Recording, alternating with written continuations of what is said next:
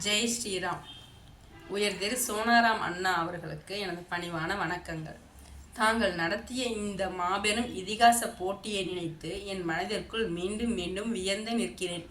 இப்படி ஒரு அழகான காவியத்தை அனைவரையும் படிக்க வைத்து நம் அனைத்து சொந்தங்களையும் ஒரே குடையின் கீழ் கொண்டு வந்து விட்டீர்கள்.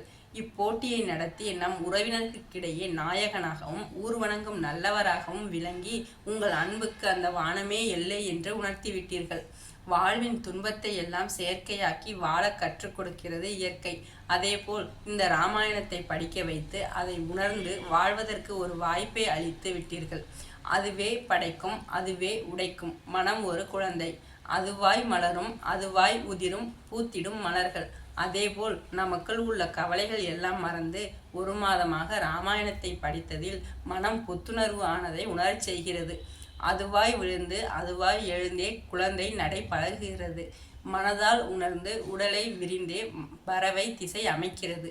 அதேபோல் குழந்தைகளின் மழலை பேச்சில் இராமாயணம் கேட்டதில் எங்களை எல்லாம் மயக்க வைக்கிறது. குயில்களின் பாட்டு காற்றில் வந்து நமது மனதை வருடி வசந்தங்கள் திரும்பி வருவது போல் இருந்தது குழந்தைகளின் மழலை பேச்சுக்கள். சின்னஞ்சிறு கூட்டிற்குள் சொர்க்கம் இருக்கிறது. சின்ன சின்ன நட்சத்திரங்களாக ஜொலிக்கும் மலர்களின் பேச்சுக்களால் நம் மனங்களில் மலர்களின் மனம் தென்றலாக வருடியது போல் இருந்தது. இந்த சின்னஞ்சிறு அழகிய பட்டாம்பூச்சி போன்ற படபட பேச்சுக்கள் நமக்கெல்லாம் ஆனந்தம் அளித்தது. மேலும் அனைத்து உறவினர்களும் சொல்லும் வீடியோவை பார்த்து ஒரு சிறு ஊற்றாக நேசம் உருவாகி பெரும் காற்றாக மாறி அனைத்து நெஞ்சங்களிலும் உறவாடுகிறது. தாங்கள் இப்படி ஒரு போட்டியை மிக்க துணிவுடனும் 9 நடுவர்களின் பக்க துணையுடனும் நமது உறவினர்களின் மக்கட்படையுடனும் சிறப்பாக நடத்தி நிறைவுபடுத்தியிருக்கிறீர்கள். தீங்கின்றி வாழ்பவன் மனிதன், ஊருக்கே வாழ்ந்து உயர்ந்தவன் புனிதன் என்ற வரிகளுக்கேற்ப தாங்கள் நமது உறவினர்களுக்கிடையே உயர்ந்து நின்று புனிதனாகிவிட்டீர்கள். ஒரு சிலருக்கு வாழ்க்கையில் நடந்த நிகழ்வுகள் நெஞ்சில் வடுவாக மாறி காயங்கள் ஏற்படுத்தி துவண்டிருக்கலாம்.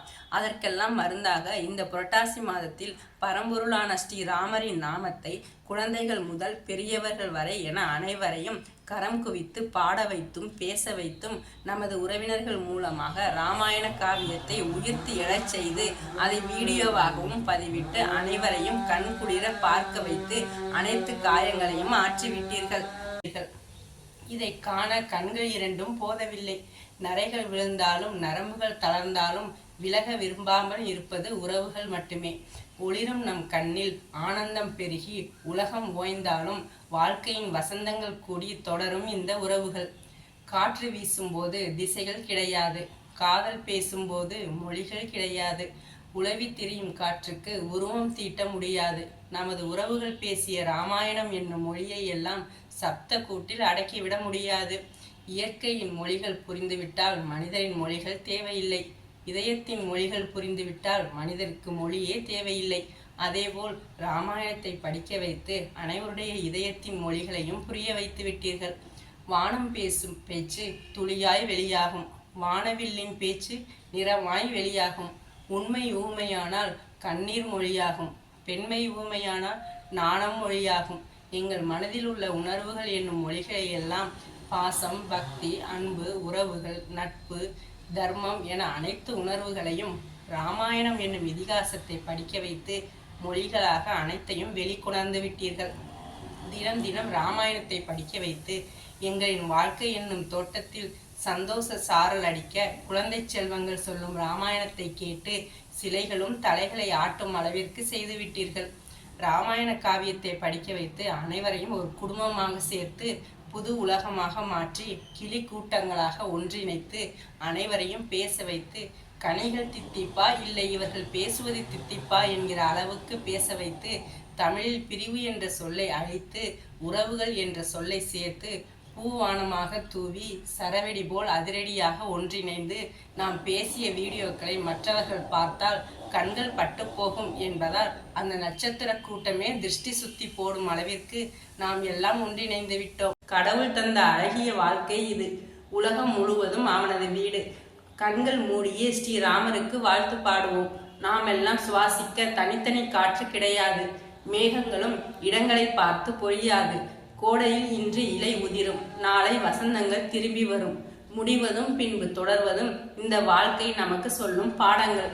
எனவே எதுவரை வாழ்க்கை அழைக்கிறதோ அதுவரை நாமும் சென்று விடைபெறும் நேரம் வரும்போது சிரிப்பினில் நன்றி சொல்லிடுவோம். 1 மாதமாக எங்களை உறங்க விடாமல் தூக்கத்திலும் ராமாயண கதையை சொல்ல வைத்து, ராமாயணம் அழகானதா இல்லை அறிவானதா, சுகமானதா இல்லை சுவையானதா என மனம் பறிபோகும் அளவிற்கு அனைவரையும் அதிலேயே மூழ்க செய்து விட்டீர்கள்.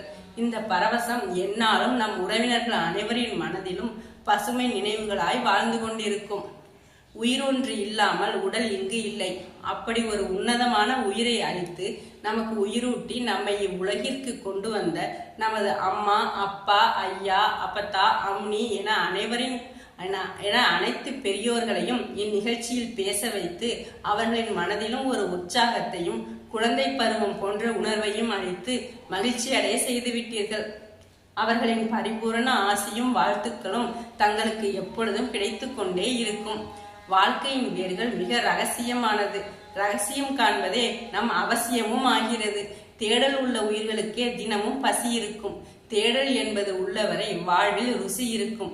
அதுபோல ராமாயணத்தில் உள்ள அனைத்து கிளை கதைகளையும் தேடி தேடி படிக்க வைத்து எங்கள் வாழ்க்கையின் ஒரு பகுதியை தேடலும் ஒரு சுகம்தான் என காண்பித்து விட்டீர்கள். அந்த விண்ணிலும் ஆனந்தம், இந்த மண்ணிலும் ஆனந்தம். வெயிலின் சுத்தம் ஆனந்தம், மழையின் சத்தம் ஆனந்தம்.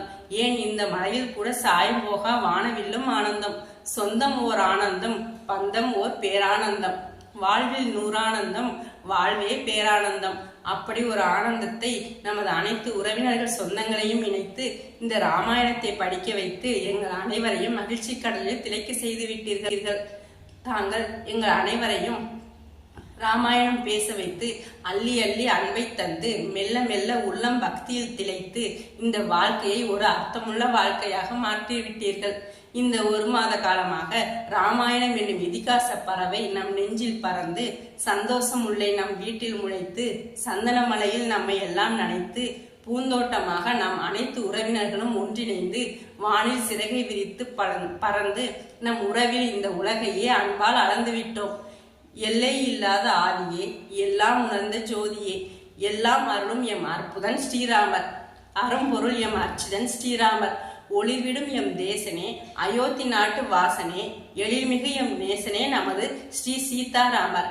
ஜெய் சீதாராம், ஜெய் ஸ்ரீராம், ஜெய் ஹனுமான், ஸ்ரீராம ஜெயம், ஸ்ரீராம் ஜெயராம், ஜெய் ஜெயராம் என அனைத்து மந்திரங்களையும் சொல்லி பரம்பொருளான ஸ்ரீராமரின் நாமத்தை கரங்குவித்து பாடி இறப்பிலி ஸ்ரீராமரின் கால்களை சிறங்குவித்து தேடி நாம் அனைவரும் புண்ணிய பலன்களை பெற்றுவிட்டோம். இப்படி பல சிறப்புகளை பெற்ற ஸ்ரீ சீதா, ராம, லக்ஷ்மண, பரத, சத்ருக்கன, ஹனுமன் புகழ் பாடி நாம் அனைவரும் அவர்களின் அருள் பெறுவோம். இப்படி ஒரு சிறப்பான வாய்ப்பினை அளித்த தங்களுக்கும் தங்கள் குடும்பத்தினர் அனைவருக்கும் முருகேசன் அண்ணா குடும்பத்தினர் அனைவருக்கும் எங்களது மனமார்ந்த நன்றிகளை தெரிவித்துக் கொள்கிறேன். ஜெய் ஸ்ரீராம்.